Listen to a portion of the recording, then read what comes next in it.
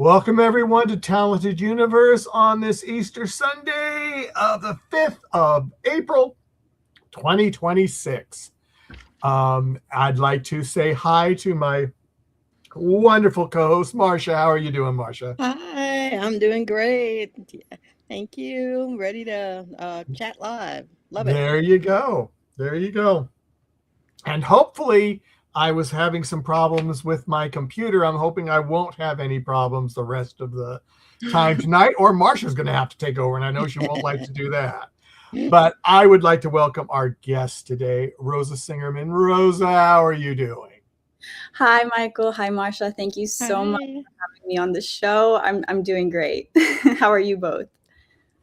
I'm doing great. I've recouped from WonderCon, and it was so nice having you on our panel, Rosa, and meeting you in person. It was really fun. It was so lovely meeting you in person too. And as I've already said, it was such a beautiful event, such a surreal moment for me to be up on stage talking about my experience in the vertical industry. A lot of amazing questions were asked. And so me and my co-stars, we were so glad to be able to offer a glimpse into this, ever evolving world at such a prestigious event.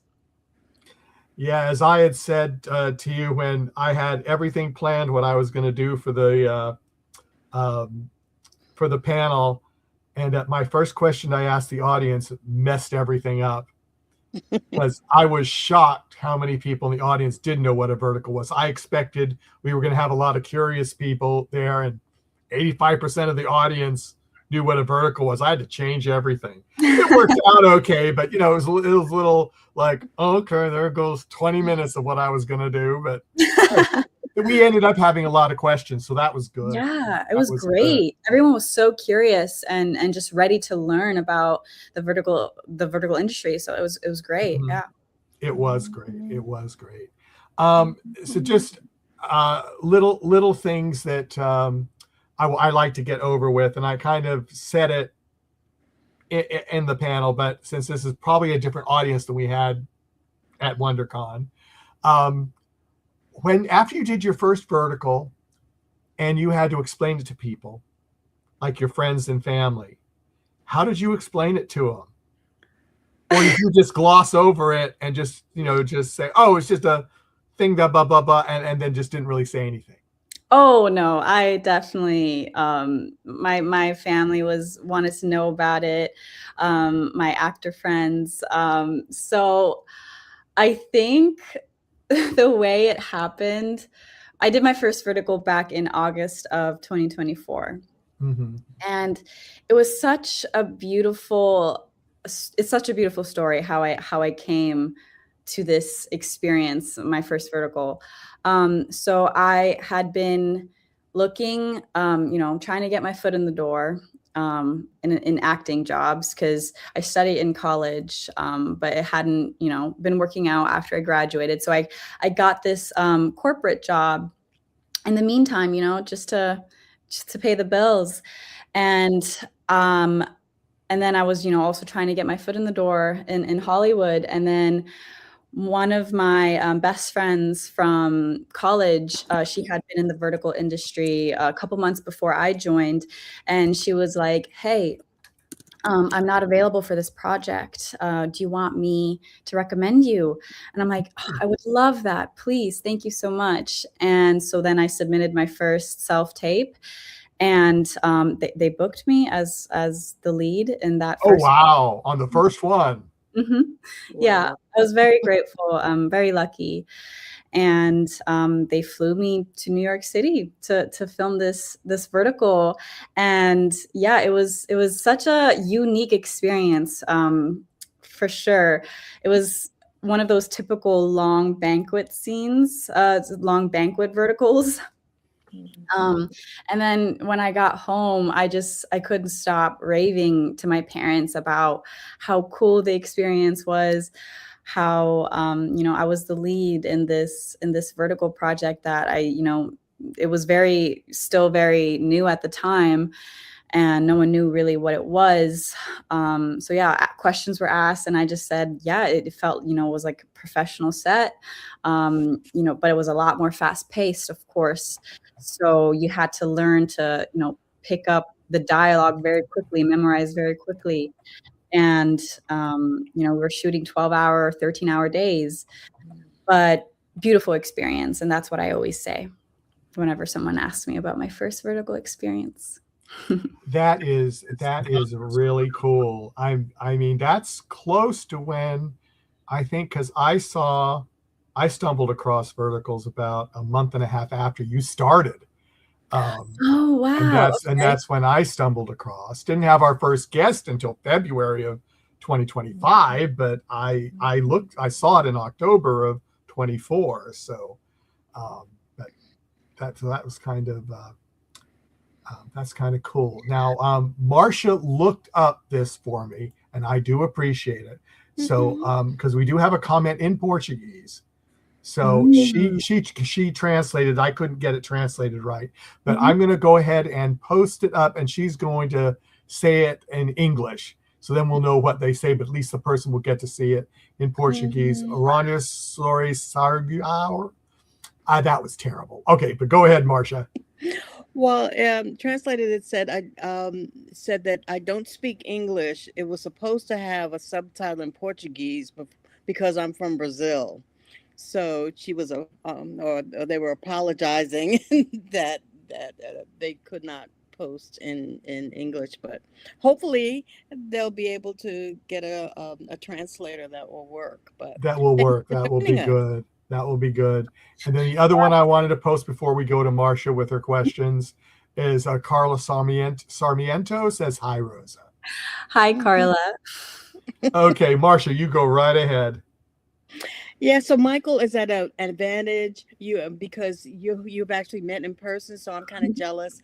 But but I do find it so interesting to delve into the history of our guests, and you were actually born in Germany, I understand. So, and when did you come to the United States? How did that? It's somewhat of a long story, Okay.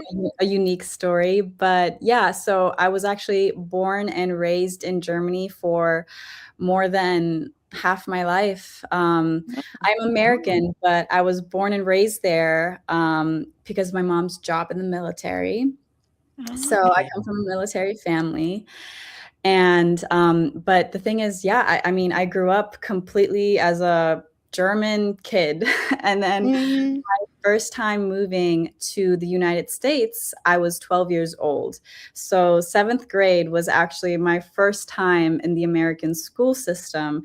And it was definitely such a culture shock for me because before that, I had quite literally only had German friends, I had like 1 or 2 American friends from the base, but I went to German school, kindergarten, and we lived in, the German economy. We didn't live on base. So I had a regular German childhood. And then coming to the United States when I was 12, it was definitely a culture shock. Had to definitely do a lot of adjusting, even like some of the, like, for example, like doing math was different compared to the way Germans do math. So then, had to adjust to like a different school system as well. But yeah, it's definitely shaped me into who I am today. It was definitely a formative time in my life for sure. Yeah, and it's always interesting to meet people who have a really more worldly background, and it kind of gives you more substance to work with, I would imagine. Yeah. I would say my, knowing the German language fluently and just the upbringing I had, moving around every 3-4 years within Germany, but like I said, then moving to California for the first time when I was 12, and then moving back to Germany You know, I constantly had to leave friendships, make new friendships. Yeah. And that's, you know, all that moving around and all that socializing's definitely helped with my acting, I would say a lot.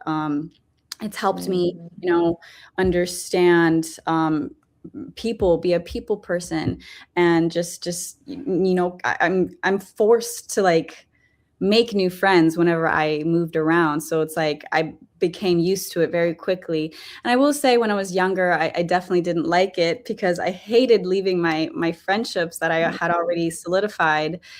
But then, you know, it always, whenever we moved to a different place, it all turned out fine in the end. Everything was always okay because, you know, I found the friends and the group that, you know, I connected with the most and formed those relationships. And yeah, it's definitely translated to my acting.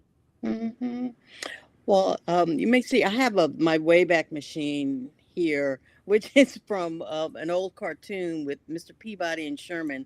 They put a coin and they go into the Wayback Machine. So we've kind of been in Rosa's Wayback Machine. But for your acting, one of your pieces that that probably was one of the earlier ones I saw you in was Dracula's Daughter 2. Yes. That was a short film I did. Which was really interesting because it's not yes, it's a short film, not a vertical, and you play a vampire. I do. And I actually love the supernatural genre so much. So getting to play a vampire for that short film was such a dream come true. Funnily enough, I mean, my favorite TV show is The Vampire Diaries. So It's perfect. it's perfect, exactly. And yeah, I mean, I got to have these, you know, vampire teeth, and blood in my mouth, and you know, do the vampire, you know. And yeah, it was great. Such a beautiful experience. And unfortunately, though, I have not played a vampire since. So hopefully. Why? I know. So I miss it. So hopefully one of the vertical projects that come along this year will be a vampire character for me. Yeah, if you, I advise anybody to watch that short where it's, I won't spoil it, but it's well worth the effort. Let me put it that way, to see Rosa as a vampire. And Thank did you you. did you always want to be an actress? Was that your Yes, goal? for sure. I mean, ever since I was a little girl, I would say even like already 6 years old, I was obsessed with movies, and I was always asking my parents to take me to the movie theater or watch movies with me at home. And so much so that my mom literally like had a whole album filled with different movies that I can like pick and choose from and put in my little TV. And so I would literally just also then watch movies on my own because it was like one of my favorite pastimes. It's just being immersed, you know, in the magic of movies. So yeah, I knew early on that I wanted to be an actress. But the thing is, I was in Germany, so it was a little bit like harder to figure out how to start that approach. But then finally, when we moved to the United States when I was 12, you know, I kept telling my parents like, this is what I want to do. And so finally they actually would drive me I think we lived about 4 hours away from LA in California. So they would drive me to auditions from the little town we lived in California to LA to then do these auditions. And I will always be grateful to that. They were always my parents were always a very big supporter of my choices early on. And then, yeah, I started taking it more seriously in high school, took theater classes in high school. Then I attended USC, and that's where I took it even more seriously. Yeah. As I hinted at earlier, I minored in German and acting. Unfortunately, it was a little bit too late to add the acting as a double major, because I did major in business administration just in case, you know, I had something more, something tangible To fall back on. Yeah. Yeah. Exactly. But I took so many more extra classes to the point where it was basically a major for me. So that's where I took it definitely a lot more seriously, added to my toolkit. And then like within the same year, like within a year after graduating, that's when I landed my first vertical. So it took off from there. And as Michael said earlier, that was, you have had a very fortunate. It's probably due to your talent too. I mean, you were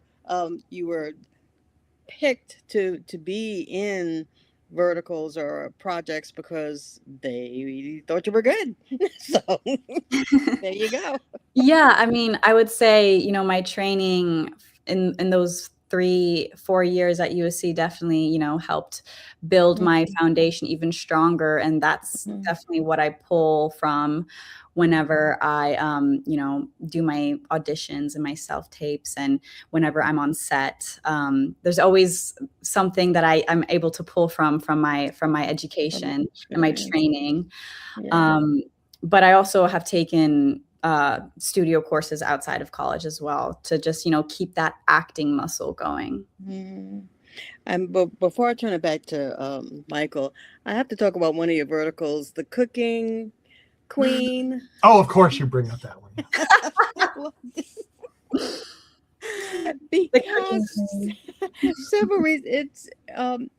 It's fascinating when you have a part where you have to be involved in something that you may or may not be that familiar with all the cooking and the so how challenging was that for you, or how much fun was that? Oh yeah, that's a great question. So yeah, I'm not a chef, believe it or not. So I did have a stunt chef double to do all the knife work, all the, you know, the quick cuts, like, and just the proper, you know, technique that a chef uses in a kitchen. And you know, and then there was also fire elements involved. Yeah. So you know, I had also my cooking double did that all for me as well. And like, as well as slicing, you know, that big duck that we prepared towards the beginning of the script. Yes. But yeah, I tried to do as much as I could myself. So I did do fake cutting, but my hands, you know, were cut off. So you couldn't see my hands. So then they would cut to the insert shot of my double's hands, you know, doing all the knife technique and the knife cutting. But yeah, it was amazing to work with two real chefs. And I learned so much from them, because I'm just a very curious person by nature. So I'm always asking questions. And yeah, I learned a lot from them, like about cooking and proper technique. And I do cook, but unfortunately, because I'm so busy, I don't make unfortunately enough time at home to do as much cooking as I would love to. But it was so cool getting to pretend that I was an expert in the kitchen. You got to beat up some dough, you know. Oh, that I will say, I do know how to bake. So I do know how to manage dough, because my mom is a big baker. So I grew up baking with my mom.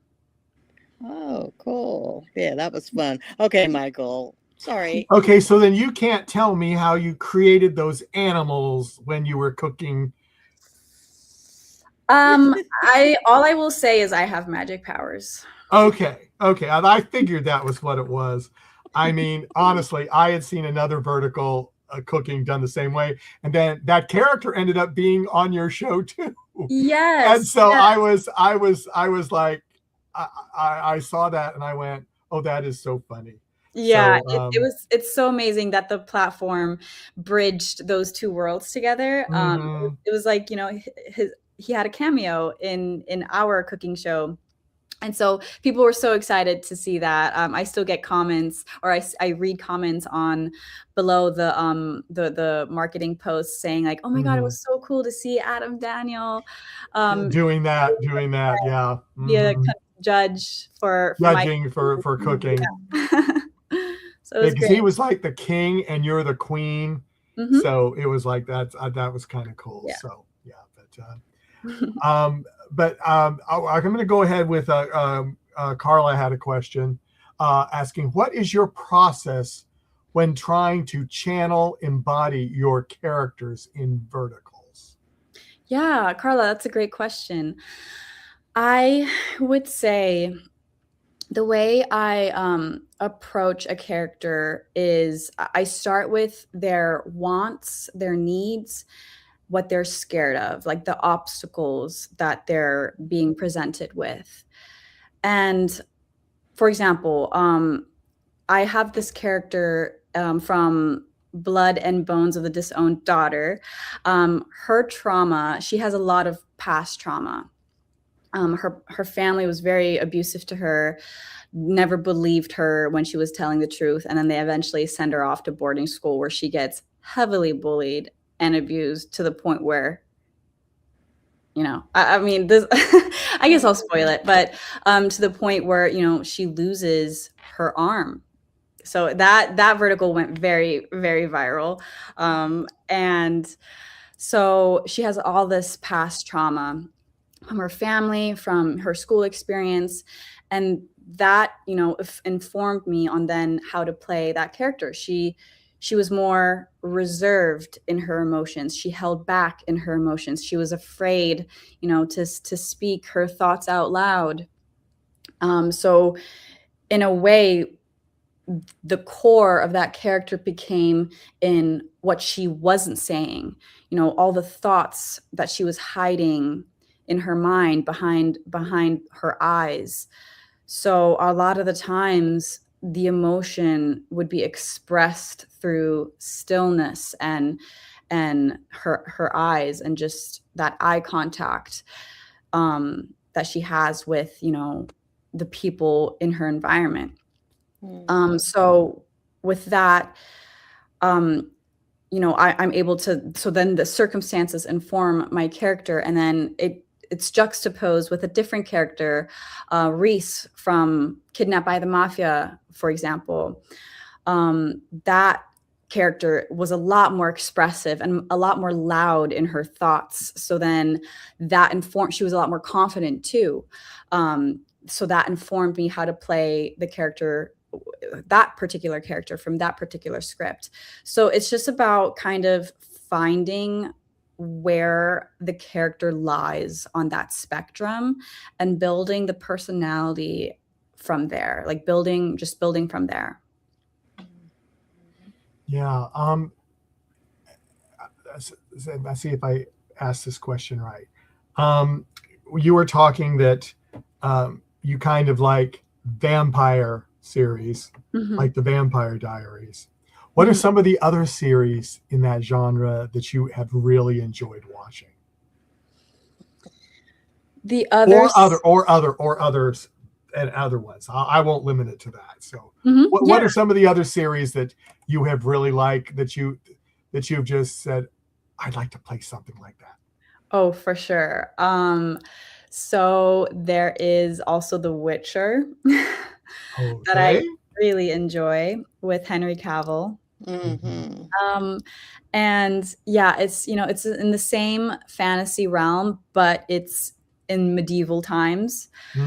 So that would be such a dream come true to be able to play a fantasy character, you know, in the olden days, you know, in medieval times or in the 18th century.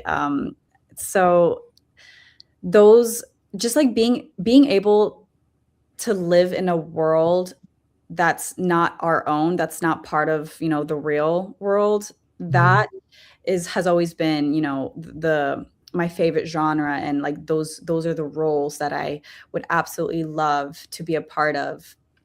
And just like just being able to embody something that's not part of this world, like magical powers. I was a werewolf in one of my vertical projects, and I got to, use these force fields and this werewolf that was inside me, and then kind of, build the character from that and pretend I had these magical powers. And there was another character I played. She had healing abilities. So that was also very cool, being able to, kind of imagine this force emanating from my body, my hands, from, behind my eyes. So yeah, those are fantasy. The fantasy genre is definitely one of my favorites, and where I see myself hopefully moving more towards in the future. Yeah. Are you excited that there seems to be more fantasy and just other genres that are popping up now in verticals? Yes, I'm so excited to see the vertical space expanding in terms of genre. Rom-coms are definitely one part of that. They're making more rom-coms. I was actually part of a rom-com that was so much fun. We shot it in China, actually. And it was so amazing to be able to play a comedic character from start to finish. And she was just the character I played, she was just very quirky, nerdy, chaotic mess of a girl, who fell in love with this online persona, this online guy that was a model that like posted thirst traps and all of this. But he ended up being her boss, of course. So Of then, course. Yes. of course. So then And she a billionaire too? Yes. Yeah. Can't forget the billionaire aspect, that's for sure. And so then she ends up, needing to hide her feelings. And then she also has an online presence as well. So it was such a involved story. Like so many things were going on that made it just chaotic and beautiful. And I had crazy curly hair and these very quirky, fun, colorful outfits and very crazy, colorful jewelry. And it was fun to be able to embody a character that was so chaotic and eccentric. That's interesting. And my last question is, what was your favorite moment at WonderCon? Yes. Let me see. I would say my favorite moment was definitely being on stage and kind of introducing myself to the audience. Like, hello, everyone. My name is Rosa Singerman. I have done over 23 leads at this point. And did you notice some of them, their eyes when you said that? I didn't actually. I was kind of like looking, my eyes were darting around everyone like very quickly, because it was like my first time being on stage. A little stage. Nervous. Oh, yeah, a little bit. First time being on a stage at such a wonderful event. But yeah, so I didn't notice that, but I hope people resonated with what I said. And there was this one question that asked us, like, what's something that we had to pick up really quickly that we had to learn because of verticals? And I loved that question because it really goes to show how different and how much of a roller coasters verticals are.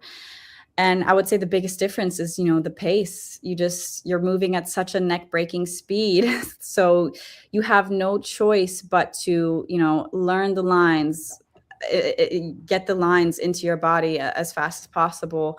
And then building a character you know, making emotional decisions, like, you know, right off the bat. Because sometimes in a scene, you're going from awkward to angry to then, you know, being attracted to your love interest. A lot, I will say, my character from Nerdy Girl's Guide to Hot Chemistry, her name is Phoebe. She was definitely a chaotic character like that, where you have to make emotional decisions like from one second to the next, and kind of just trust that the work that you've already quickly done will, you know, be shown on camera, and you just got to trust your instincts and be able to just commit to those quick emotional decisions that you need to learn to pick up very quickly.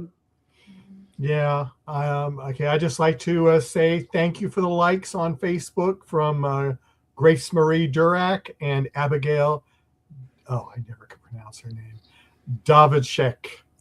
Thank you very much for giving us a like. Marcia, your final round, probably. It just depends how things go. Well, you talked a little bit about the costuming and the clothes that varied costumes that you get to wear. What would you say is your personal style? Oh, yeah, that's a great question. So at the beginning of my vertical career, I definitely was typecasted into the billionaire persona. So as I told you a little bit about my first vertical. That one was called Don't Challenge the Lady Billionaire. And yeah, I mean, I played this heiress billionaire CEO character, and that vertical went very viral, did really well. And that's kind of what started, that's how I started gaining traction in the vertical world and started getting more, you know, more projects because of that first project I did. And the thing is, though, a lot of the projects that were coming my way in the beginning was, you know, I was playing the CEO billionaire or heiress character a lot. But then finally, you know, I tried to differentiate myself. I want to, you know, be able to play multiple different characters, like a range of characters, because that's the beauty of acting, getting to play so many different characters. And so finally, I kind of started getting a little bit more romance, drama scripts. And then I became kind of typecasted in the Mafia genre. So I've done a lot of Mafia verticals. And but now, you know, the scripts, they just keep getting, I do see that the scripts are getting better and better and improving. You will always, of course, get your typical standard vertical with like the big banquet and you know, the huge dramatics. But there's also now verticals that are, you know, being based off of books. You know, there's partnerships with novels that are happening now that are then, those novels are being turned into verticals. So then those scripts tend to be, you know, beautifully written, tend to have a lot more unique, you know, a unique story, and just more respect of the writing. So those scripts, I'm excited to see those scripts. And yeah, so I'm actually about to shoot a project that's coming up here in a few days, actually. And although it's, you know, kind of similar to the vertical format, it is different because you have the two main leads in this. It's not a typical man and woman. It's actually about a friendship. So that's beautiful to see that, you know, the genre and the space is kind of evolving in that way as well. Like, you know, you're not just getting the typical female and male lead, but you're also getting beautiful stories about friendship as well. That is progress. And And it seems that the audience is ready for variety and moving forward. And it'll be exciting to see what's coming up next. Um, Mhm. and a little fun question I like to ask sometimes is, there's so many reality shows in the United States. Certainly, there's Survivor, there's the cooking shows, there's the dancing shows, there's the dating shows.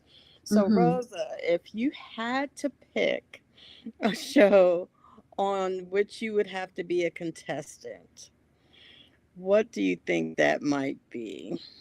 A reality show or a competition show? Mm.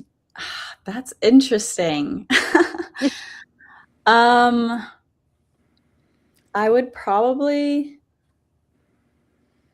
I would probably either pick a cooking show or a dating show because Mhm. I mean, the dating shows are always so fun to watch because of all the drama that happens. Yeah. But the thing is, I am also I'm such a big romance girly, so I think I would fit in a dating show quite well as well. Hmm. Okay.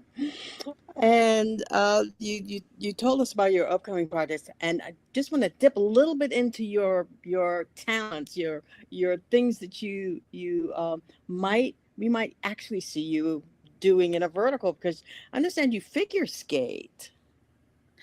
I'm not a professional by any means, but Mm-hmm. I mean, I know how to I've skated on ice in growing up in Germany. Mm-hmm. So but I've never taken any classes. It's just something that I picked up on my own. And so I can get around, but I'm no professional by any means. Well, we'll see. We could see you as a hockey star. That'll be different. That would be different. Oh, I actually did. I have been seeing more female hockey led Yeah. stories coming Mm-hmm. around. So that's very Mm-hmm. interesting. Ah, Yeah.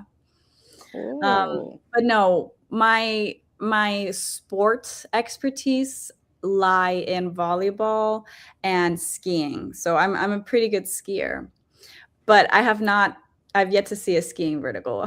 I would say that's a little difficult to do. Hmm. But volleyball, that's a good one. That we have you ever thought about writing a vertical or a script?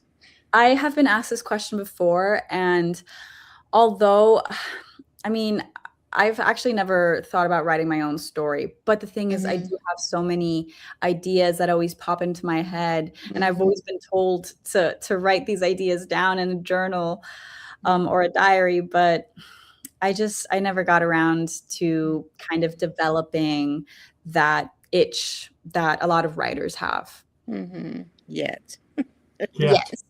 Yes.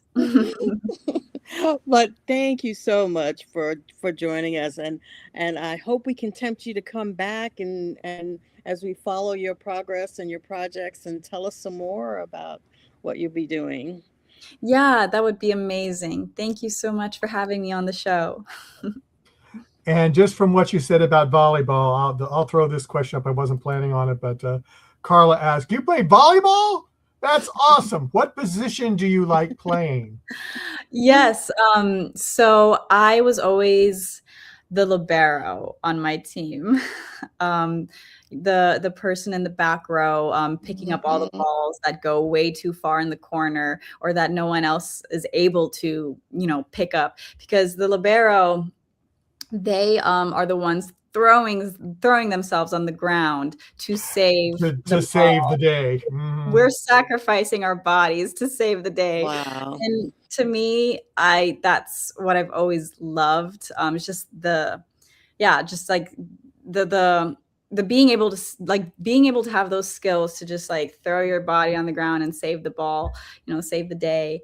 And in a way that's actually it kind of translates into why I love stunts so much.